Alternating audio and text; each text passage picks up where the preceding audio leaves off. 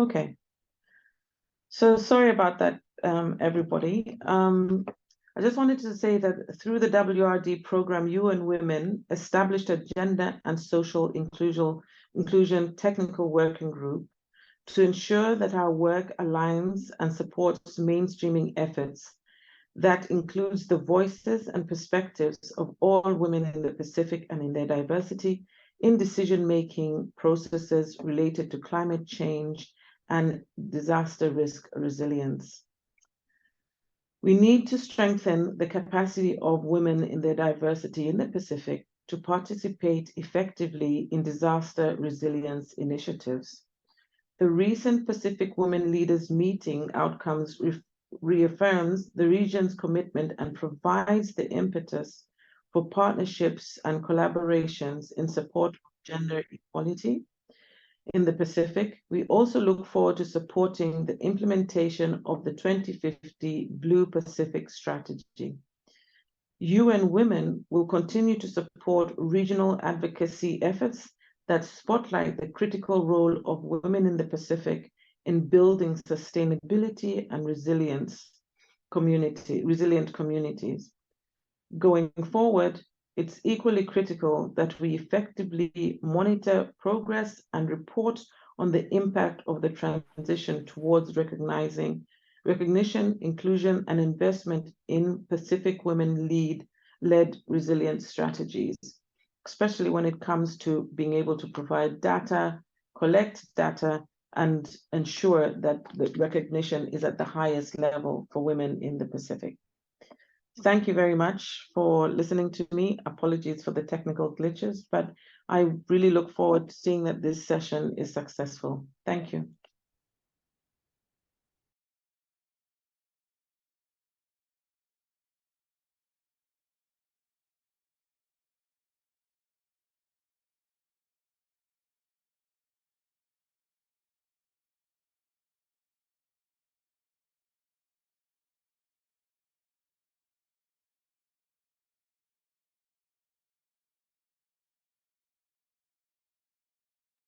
Joshua, who do we have next coming up? Thank you so much for that, Ms. Delphine. I'm now supposed to hand over to our moderator for the session, who is Makta Konwote from UN Women. Unfortunately, I think that she is facing some technical difficulties with getting in. So I might just plop myself into her role, and then hopefully she is able to get back in. But thank you again to Ms. Delphine for those wonderful opening remarks, and Bula again to everyone. For this session, we wanted to discuss how women, girls, and gender non-binary people in the Pacific have led efforts that are centered around both resilience and resistance. In times of disaster and climate breakdown, women, girls, and gender non-binary people help lead efforts in their communities to prepare for hazards such as cyclones and flooding, while also leading their communities' rebuilding and resilience efforts after disasters and climate-induced loss and damage. They have also led and continue to lead resistance to narratives about women, girls, and gender non-binary people that portray them as helpless victims of a climate crisis and related disasters that they are not responsible for, as opposed to the resilient community leaders that they actually are. So we will be unpacking this and more during this session. And we will have an opportunity for a short Q&A towards the end. So we ask that you please hold on to your questions until the allotted time. I'll now move over to introducing very briefly our speakers for this panel, who've been kind enough to share their time and expertise with us. We have Selai Produsere from the Ministry of Women in Fiji. We have Nolene Nambolivo representing Diva for Equality, another CSO that's based in Fiji. We have Naomi Tai, who represents people with disability in Solomon Islands. And lastly, we've got Caroline Kitione, who represents Shifting the Power Coalition. So I might begin by, unless Margaret is on the call.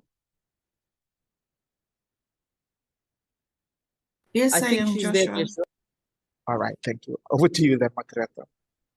All right. Thank you so much, Joshua, and apologies, people, everyone, for joining in a bit late. So Joshua has introduced the lineup of speakers. Let me just recap. With our first speaker is Ms. Laikora Usere, Director of Women in the Ministry of Women, Children and Social Protection here in Fiji.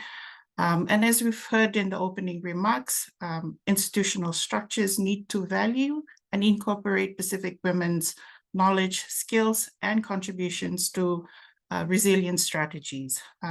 Director, given your important role in the ministry, what in your view are the shifts that are needed and at what level they are needed to increase women's leadership, voice, and agency in disaster risk and climate resilience efforts?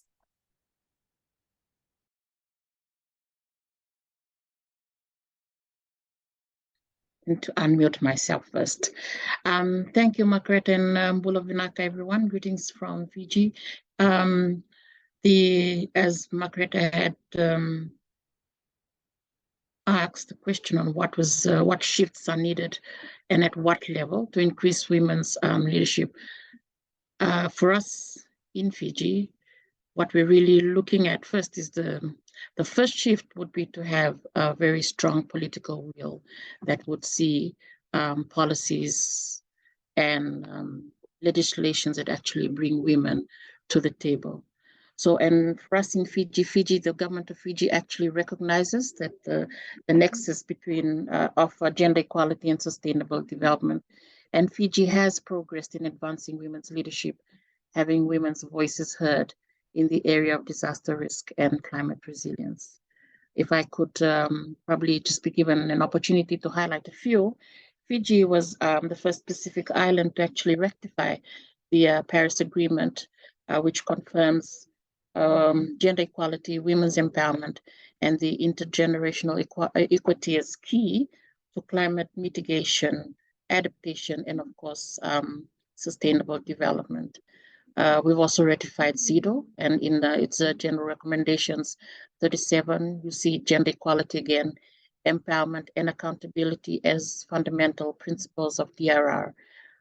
We have in place national policies and legislations related to DRR, climate change, and biodiversity. And also Fiji, under its presidency of the Conference of Parties, Fiji led the UNFCCC Gender Action Plan. So what is needed really in order to increase women's leadership in this area, for us, something that we've strongly adopted, working with, and now really pushing across, having to have a whole of government approach, is a transformative approach to gender sustainable development nexus. And these must, of course, address the underlying patriarchal structural factors and unequal power relations that we in Fiji see as root causes to some of the areas that Fiji is actually still working to improve on: gender-based violence, women's participation in the area of DRR and climate change, even in economic empowerment, where the structural factors still limit and restrict women's participation in this area. So for us, working with our National Disaster Management Office, as I said, we have national legislations, we have national policies in place under the National Women's Machinery, using a whole of government approach, has now rolled out a gender transformative institutional capacity development program, which looks to empower government agencies, all government agencies. And this is an initiative that we are implementing across government in partnership with the Ministry of Finance, who implements the gender responsive budgeting component, to actually empower government agencies to carry out their own gender analysis, do gender mainstreaming, and also gender responsive budgeting and planning and budgeting. So all the initiatives, Fiji as Delphine had mentioned in her opening remarks, is one of the countries that's piloting the Women's Resilience to Disasters program. And we're working in that program in partnership with our National Disaster Management Office. It actually fits in well with us doing the Gender Transformative Institutional Development Program in empowering the ministry that where the NDMO sits to carry out its own gender analysis of its policies, of the programs that they have, and also now moving to gender responsive budgeting. So right now for for our ICD program, we have 19 agencies in government that are currently implementing this with the support of the Ministry of Finance. One thing that is also needed, which the National Women's Machinery has come to realize and has really strengthened, is the partnership between government and civil society organizations. In our key initiatives that government has implemented, we have seen the need and how critical it is for us to reach out to our civil society and NGOs who are actually working with grassroots women, who have the reach and bring the lived realities of that the women are facing to the table and bring their voices closer to policy advisors and decision makers. So that is, I would say, for us in Fiji, how we're working to strengthen increasing women's leadership, and for us, one of our cross-cutting areas is looking at women in leadership across all our key initiatives, and gender climate change, BRR is one. Perhaps I'll stop there, and maybe if I have the opportunity, I may add if there were questions at the end. Thank you, Margaret. Thank you so much, Director. And as you mentioned, if we have time, we'll certainly circle back and unpack some of the key points you have highlighted. With over 3 decades of experience in socioeconomic, ecological, and climate justice and human rights, our next speaker really needs no introduction. Nolene Nabolimbo. Nolene, talk to us about the ways in which Pacific women, girls, and gender non-binary people are leading climate resilience. How can feminist climate justice movements be better resourced? What are the strategies that are needed? And finally, how can we better link the national efforts that Director Salai referred to community level resilience that leaves no one behind? Over to you, Nolene. Thanks very much, everyone, including Margareta. And I just want to kind of pull up my slides now. Hopefully they'll work. No problem. Thank you very much for the opportunity to do this. So I hope you can see my slides. Can I just get a confirmation? Yeah. Can you see my slides? We can see yes, it. Yes. Thank you. Great. So I really wanted to kind of concentrate on, there's so many ways that we could contribute to this. It's such an important session. But I really love this idea that we're talking about the transition in the depth and the scope and the amount of specific strategy that we're able to do in terms of recognition, inclusion, and investment in Pacific women-led resilience strategies, particularly around climate, but also around disaster reduction and response, and also about biodiversity protection and the ways that all of this, kind of interact and enable us to be able, hopefully, to move the change quicker for everyone. So I wanted to start, as I usually do, by saying, this then requires an ecosystem approach, and it requires many, many different kinds of groups.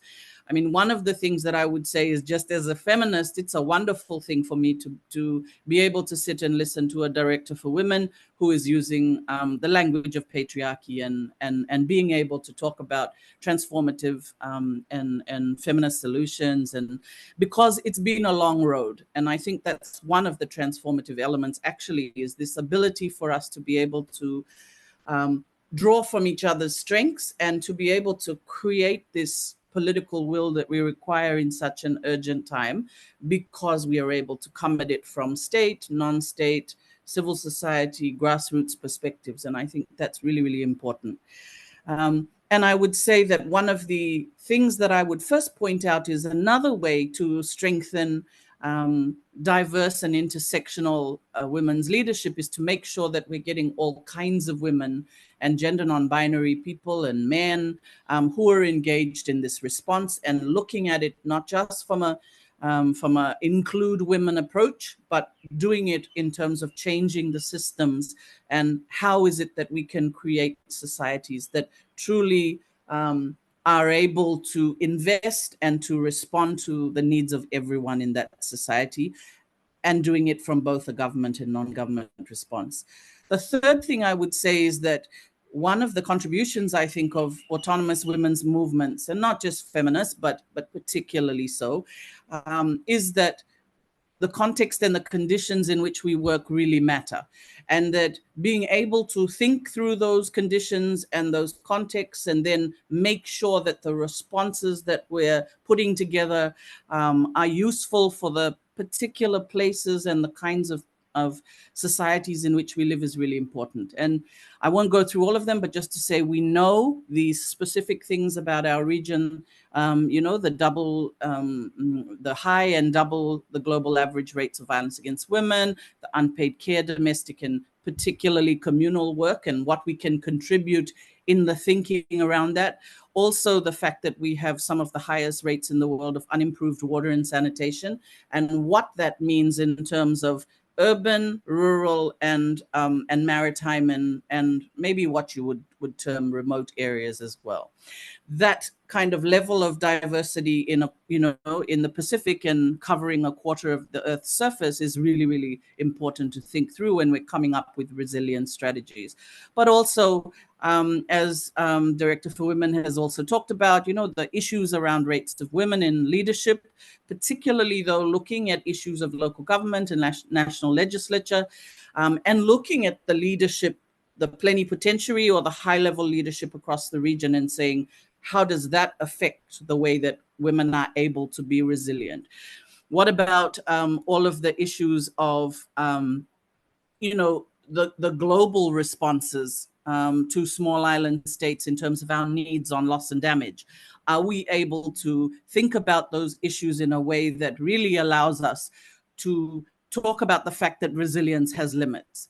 Because as well as us all doing our part, there has to be the mitigation work that is done that really looks at the economic and the ecological part of the relationships and the geopolitics between all of the countries of the world.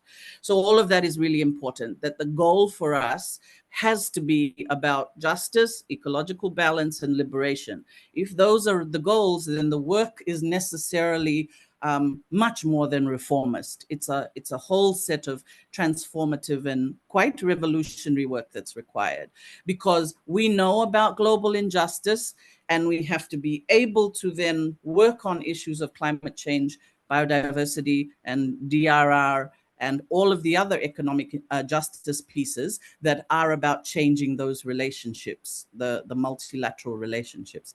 Why? Because we, at a global level, we know that we have passed at least 6, and these are the ones we can measure, of the 9 planetary boundaries. And when we understand that, we have to say, it's not just a problem that is a long, that requires a long stage set of work. The resilience really is about, it's urgent, it's midterm, it's long term, because these changes that we're seeing in our social, in our economic, and in our ecological environment have happened over a short period of time. If you just look at this, you can see in 2009, 3 boundaries crossed, 2015, another one. And already by 2023, 6 boundaries, and some are saying 7 actually, because when we look at the issue of ocean acidification, which is really the twin to talking about temperature rise, it is the other part that we're worried that maybe we don't know how bad it is. And that's why a lot of the work on oceans health, for instance, is happening right now and is being led by many of the small island states, for instance. So this is the other part of this discussion. So what do we do as, you know, as women who are in the economic South, as those of us who are working on many, many different sets of issues? Well, one of the things is that we know that we require a double nexus justice approach. And for DIVA, the ways that we're trying to make it really clear and practical for ourselves and for other women who have a lot on their plates already is to say, you know, just think about it in terms of two sets of work. Say maybe you think about one arm and lots of bracelets on the same arm, and think about the work needing to be about bodily autonomy, about sexual and reproductive health and rights, about your sexuality, about care and social provisioning, about peace building, about economic justice, about universal rights, and many more. And then on the other hand, at the same time, we've got to be able to take that forward in terms of climate and ecological justice, disaster risk and response, biodiversity protection, protecting ourselves against false responses, looking at issues of climate finance, for instance. There are many, many sets on both hands that we require. And we find women are responding to this idea that you have to keep both of these things in play, the gender and the justice issues, as well as the climate and the ecological and the economic justice.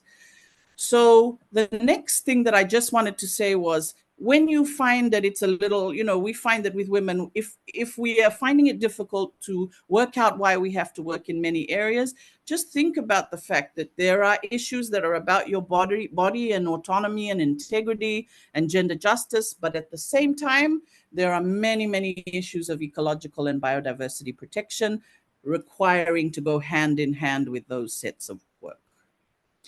So what does the work look like? There's many, many, and I won't take too long, but just to say, for instance, with Women Defend the Commons, there are lots of work on regrowing of coconuts after cyclones have come and gone, and we know this in many parts of our own country, but across the region.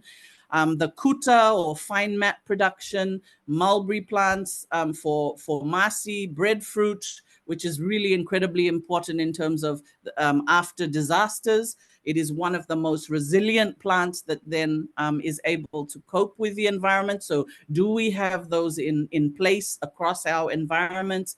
What are some of the other plants that people are wanting to work on? And doing that from a feminist agroecology kind of perspective. What are the issues around power negotiation, access to land tenure? Are you able to plant it beside your house? Who's going to interfere with you if you try to do that kind of planting? Do you have the water and sanitation that you require? We're working with Songsong Vakmarama Itoke on water and sanitation, for instance, and particularly for us trying to do work on off-grid. But there are all kinds of other sets of work that are around right to shelter and housing, that are around menstrual health and sexual and reproductive health and rights commodities, and getting it across all of our countries in all the places where women are living, and making sure that we're working on issues of sexual and gender-based violence. That includes for LGBTQI people, of course, DRR. How are we going to do all of this experimentation that we require in order to do things in this time of ecocide and loss and damage? We need the land, and we need many of the technical skills and capacities that we require in order to take all of these sets of work forward.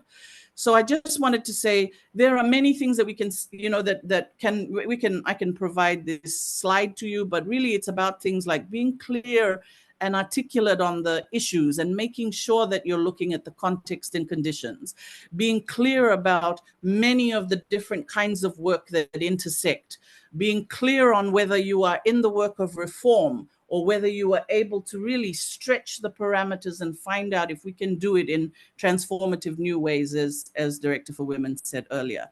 How can we better link national to community level resilience? Well, that's about also being able to understand how women from the economic South are able and supported and resourced to be able to speak our views from the national to the regional and to the global and back down. How do we do that? Being clear on the latest science in the IPCC reports so that we do feel like we are connected to what is happening at the regional and the global. And that we're not just seen as victims, as we've been saying in this session, looking at this in a way that is more than just saying about empowerment, but really specifically, how do we add value to all of these amazing sets of work that women are doing across the world, including here in the Pacific?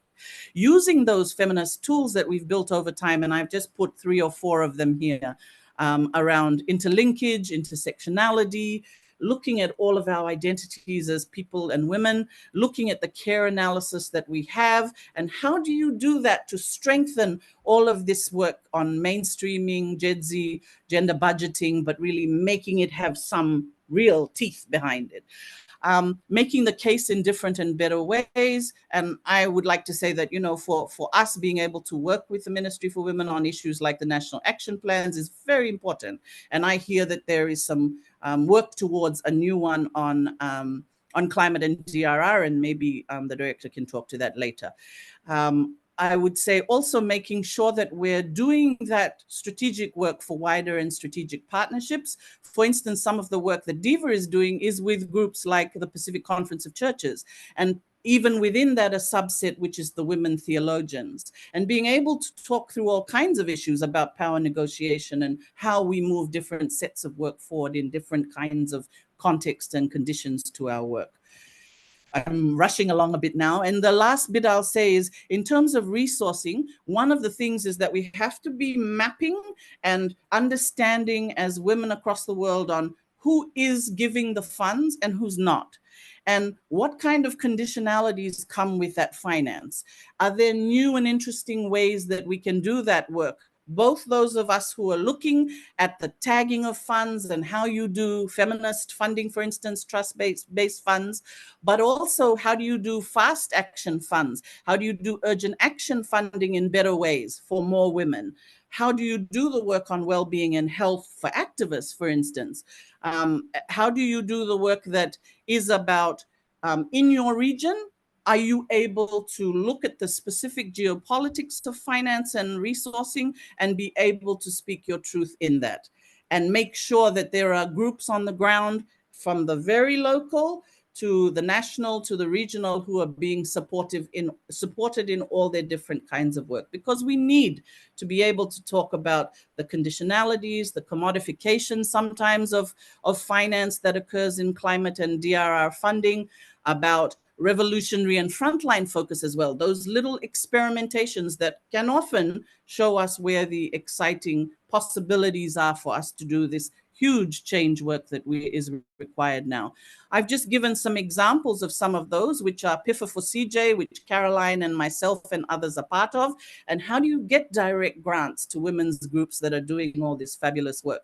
But also the Kato Pacific Climate Fund that came out of the Kiowa Climate Emergency Declaration, and how that's taking forward some wider sets of climate finance, the Women's Fund Fiji, the Pacific Feminist Fund, progressive funders, but also Pacific governments. What are the ways that bilateral, multilateral, and innovative partnerships can now really start to move the work of the movements within government? How do you help that to occur? And how do we make sure that the money doesn't just go to all the old masculinist kinds of financing that it used to, or for all of these decades? Is there a way for women's ministries and gender machineries to be able to get more of the money of the Green Climate Fund and the GEF and others? Are there ways that we can support that much quicker and easier than we are at the moment? And I think I'll just leave it at that. So thank you for the opportunity. Cheers. Thank you so much, Nolene, for those critical perspectives and the deep sharing. We'll move along now to our next speaker, Ms. Naomi Tai. She's an expert on disability inclusiveness in disaster preparedness and response, and is currently the Disaster Risk Reduction Officer for People with Disabilities Solomon Islands. Naomi, based on your extensive involvement at national and community level, can you share with us some good practices and lessons learned for increasing gender and disability considerations in disaster risk reduction? and climate change strategies, policies, and programs. Hi, everyone.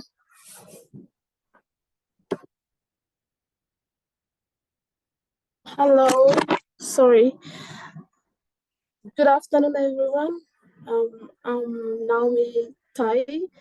I work with the Organization of Persons with Disability in Solomon Islands. I will turn on my camera for the introduction purposes because I don't trust the network here in Honiara. So I might turn off my camera and I give my speech. If it's okay with the panelists. All right.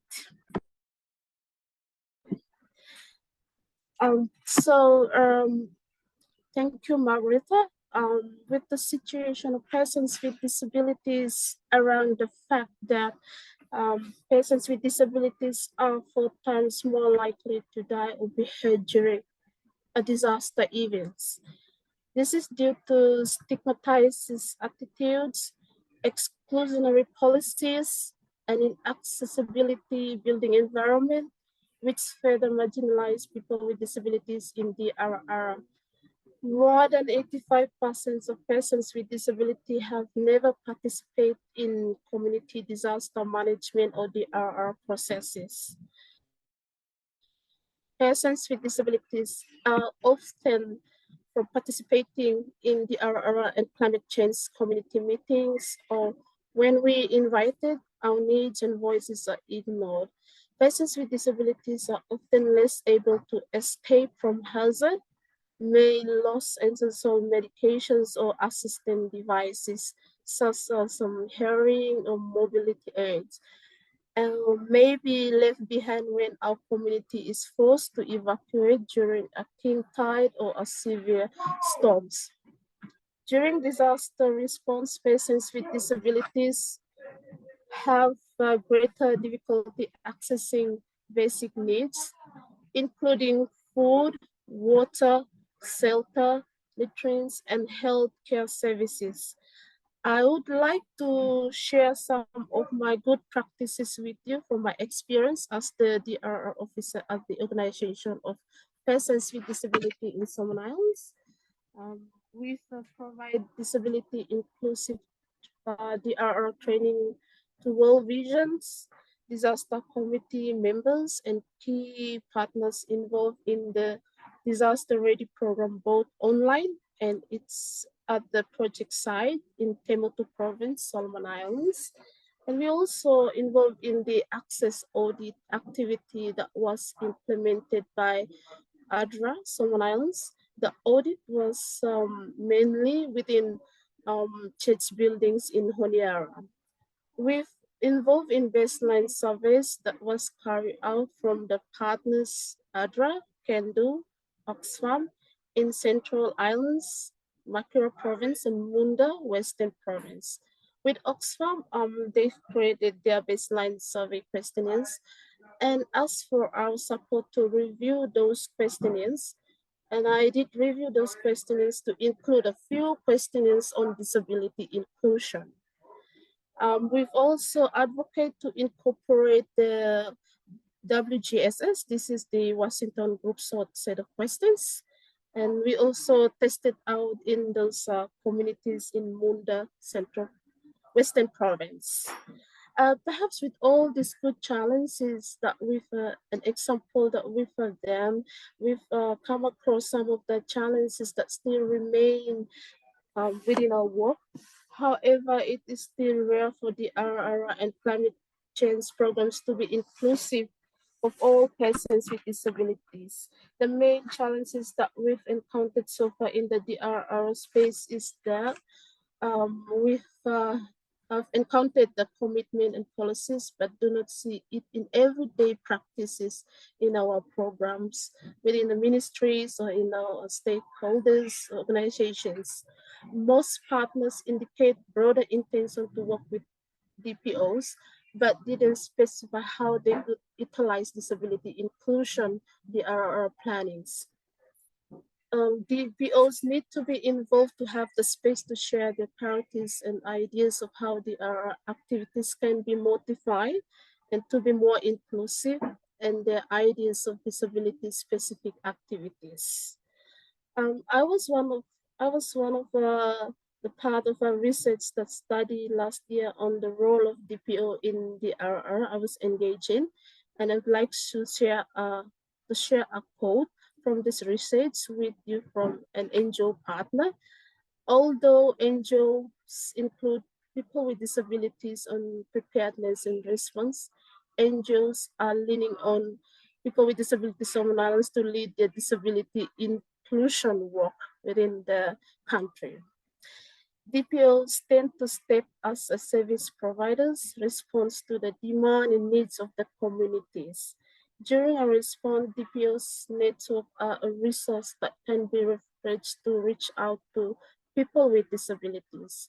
However, this role has implications in terms of capacity, such as logistical strength and range of relevant skills, given that DPOs are not primary emergency response organization and can affect their independence to advocate for inclusive quality of service delivery.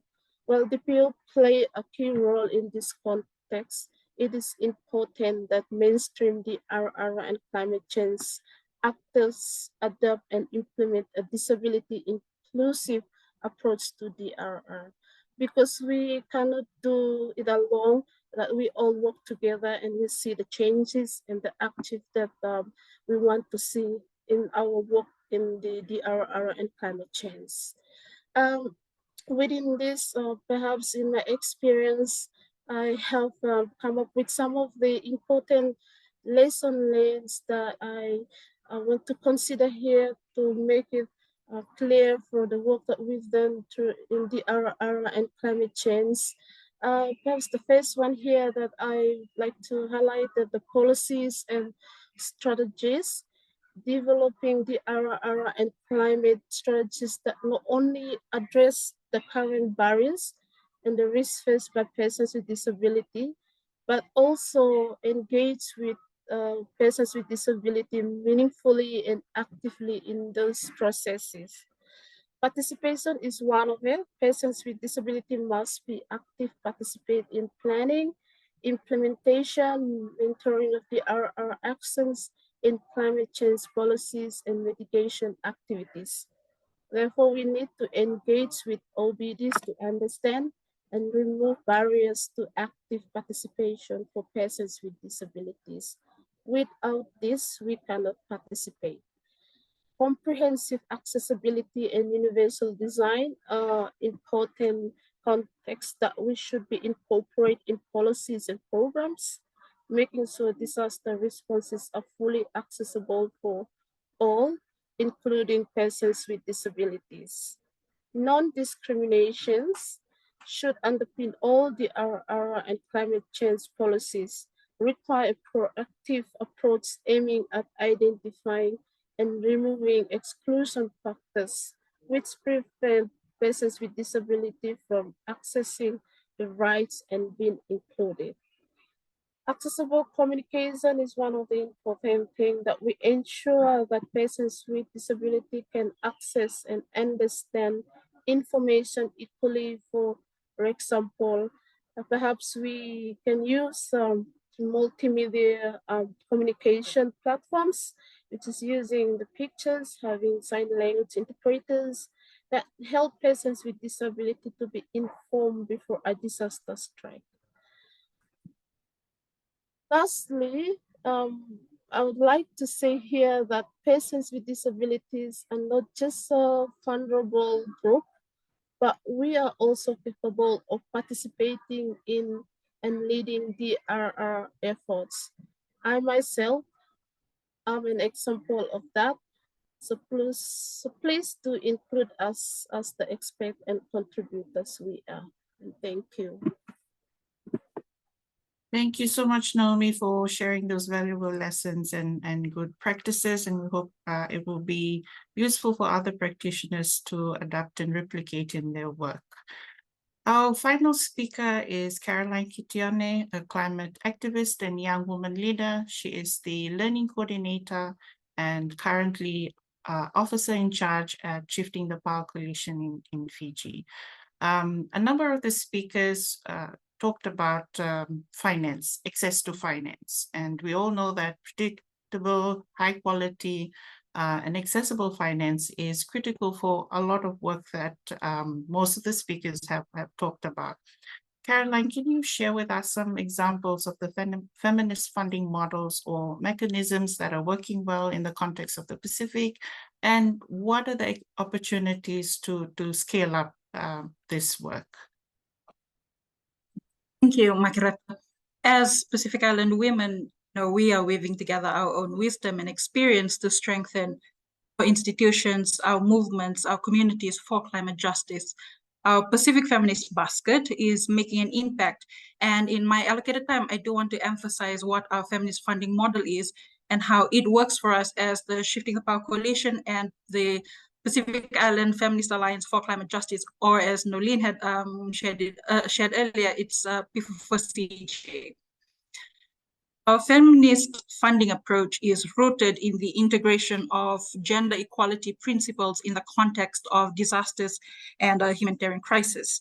It builds on the legacy of the Pacific feminist movement through the Pacific YWCA in the 70s, the Nuclear Free Independent Pacific, the Blue Ribbon Peace Vigils, and all the way to the formation of both STPC and P4CJ. Since 2018, in the first partnership with the Pacific Women Shaping Pacific Development, or we now know as Pacific Women Lead, this has been the way in which the Shifting the Power Coalition, through the role of ActionAid Australia as our fiscal sponsor, has actually enabled resources to reach our partners. From 2018 to 2022, the coalition mobilized 4.43 million AUD to provide core support and crisis response grants for its 13 partners who are based in 7 Pacific Island Forum countries.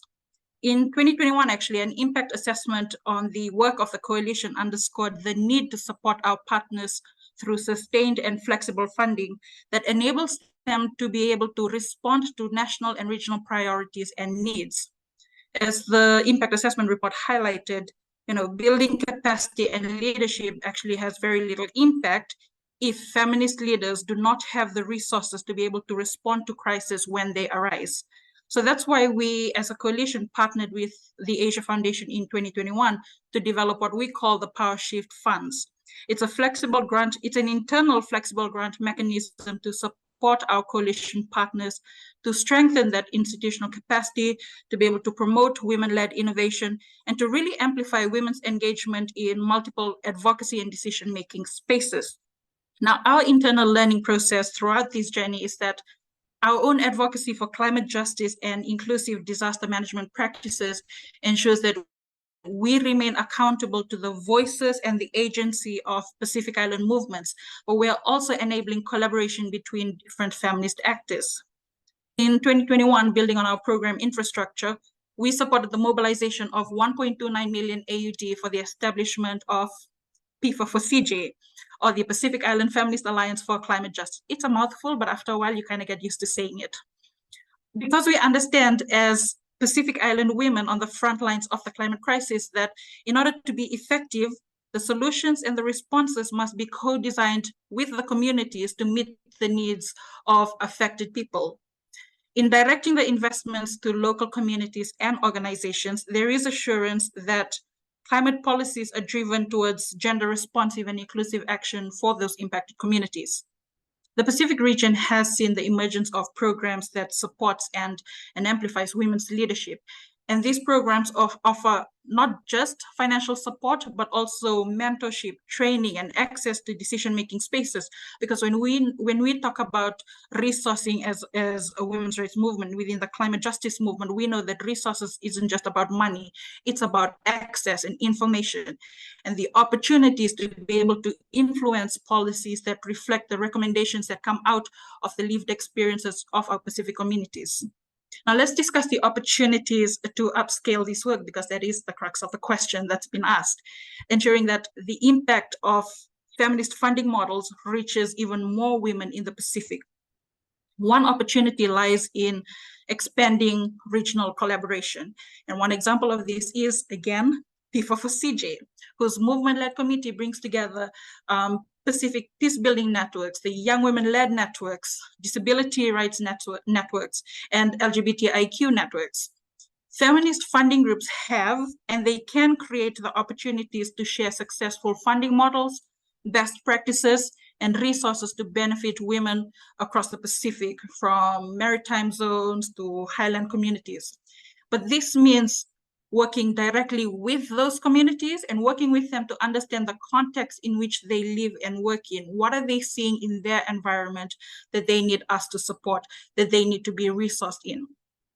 Able to upscale this work, it's important to enhance our current data collection methods and monitoring, because we know as practitioners that robust data can help identify the gaps and areas of need, ensuring that resources are allocated effectively and efficiently.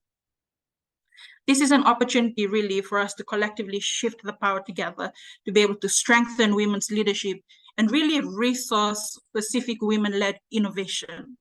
Because gender transformative action requires simplified yet direct access to financing with dedicated resources for local and diverse women-led action.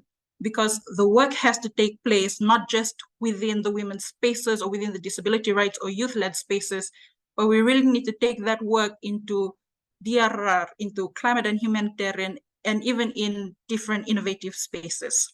Thank you. Thank you so much, Caroline, for those important points.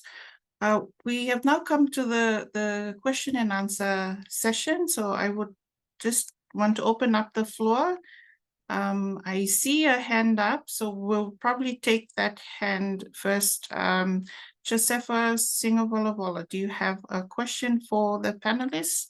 After that, there are a couple of questions from the Fiji Hub, and then I will read that out to the panel members to see, if anyone wants to respond to those questions.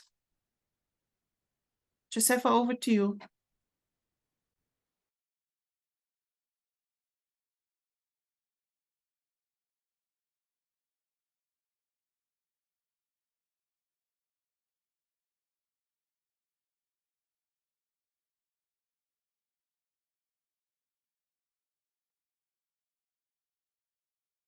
Okay.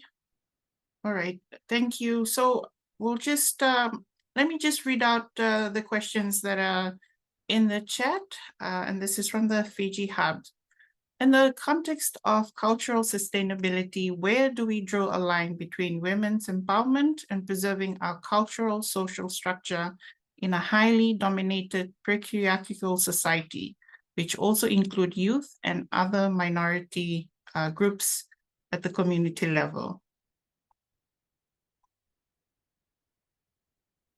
Do we have any volunteers from the panel? Sure. Go ahead, Sure, I don't Maureen. mind. Thank Just very you. quickly. Sorry, I'm in a car, so just bear with me for the second.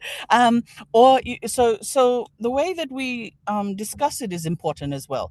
And the first thing I would say is all culture, everything that we are in society, and right from our intimate relationships all the way through to kinship networks and out into society and institutions and even our states have a history that we can look back through. And one of the things to say is that everything that we do as humans, it's human formed.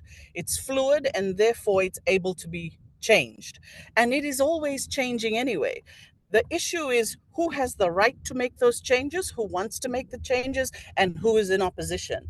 And one of the things that I think feminist groups have been very good at doing is bringing up the issue of power negotiation, but also the power within ourselves. So this work that we're doing about bodily autonomy and integrity is important, is about how are you an individual within a collective? How are you both maybe Itoke or indigenous around the Pacific, and how are you also your own person with your own intersectionalities around where you come from, what your ethnicity is, what your background is, what your economic status is. All of these things matter. So the second thing is that we can't anymore as women be victims of patriarchy. of men trying to hold power. So in this time of climate change, when we're really working on issues of ecocide and DRR and economic injustice, it's clear that we have to do the work to both change ourselves and our relationships, but also that it is imperative that we change our relationships to each other and to other species. 200 species a day are becoming extinct. So the way that we are within our relationships with each other, with other species, and with the living planet, I showed the planetary boundaries. So it's very, very important that we think about those deeper relationships. So I have to say, we have to have these honest conversations. Men do have to be brave. We have to understand that patriarchy has to end, and that this will mean shifts in power and in the way that we negotiate power. And it's our possibility to do that and to look at it in terms of both society and the many ways that we form society, but also how does the state respond to these needs of change? That's the work that we're doing in terms of gender in the state. What does domestic policy look like when it's fair for everyone? What does it look like in foreign policy when we're trying to make it more gender just? How do we have more, I look at so many photos around the Pacific and I don't see the women's leadership. And I think of my 5-year-old daughter, and I want her to have representative leaders that she can look up to and see, because there are wonderful leaders who are women around the Pacific, including on the issue of climate and DRR and economics and every other set of work, including Makarete and many others. So I really say, let's just take this forward. We know it's tough work, but so are many other issues that we're dealing with as Pacific Islanders, and we have to do this work. And it's integral to the change that we require in terms of resilience and climate justice. Thanks a lot. Yeah. Thank you so much, Nolene. Are there any other panelists that would like to weigh in on this question? If not, perhaps I'll just, in the interest of time, I'll just move on to the next question.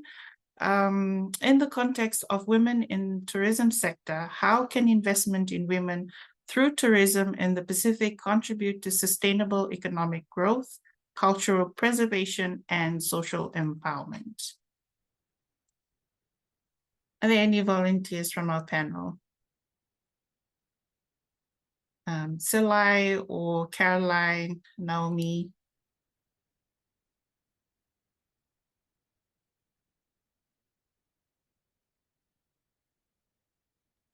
Nolene? Sorry, can you just repeat that question again?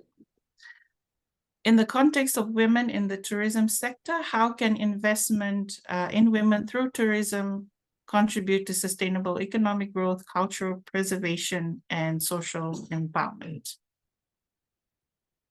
So I guess the question is really about the investment in women in their engagement in the tourism sector. How can this contribute to sustainable economic growth, cultural preservation, and social empowerment? And perhaps important to consider the roles of women in the tourism industry.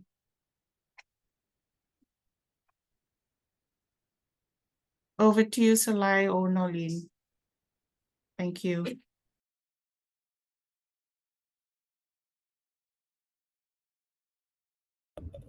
I'll just quickly say, one of the things that we have to do in terms of tourism is to make sure that whatever we are doing, that we're doing it not just for profit, but that we're saying what does a just kind of tourism look like? And that includes gender justice, but not only. So it is about the way that we put together, safety for tourists who are here, who are women, who are gender non-binary people, who are maybe, have non-heteronormative, relationships, but also within the industry itself. How do we make sure that it's ecologically just? We're already seeing in the Pacific many kinds of initiatives that really probably we could do without. And there are lots of economic decisions that are being made that possibly are not good ones for ourselves and for our community. So that's the quick thing that I would answer, but I'll hand over to Director Women. Thank you. Thanks very much, Nolene. Salai, did you want to come in? Not at this point, Margaret, I don't know. All right, thank you so much. Are there any other questions from the audience? I'm reminded that we are coming up on time, so happy to take a last or final question from the audience?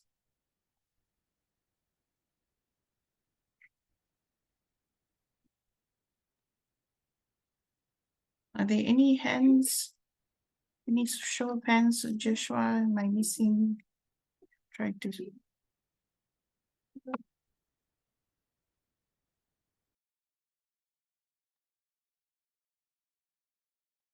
Not that I see. I think that those are all the questions. All right.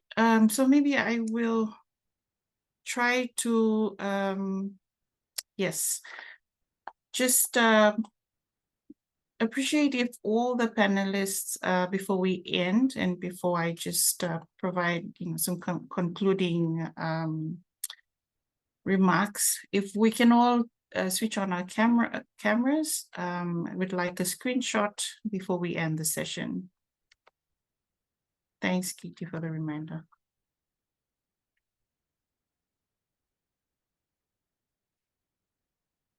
Thank you, everyone.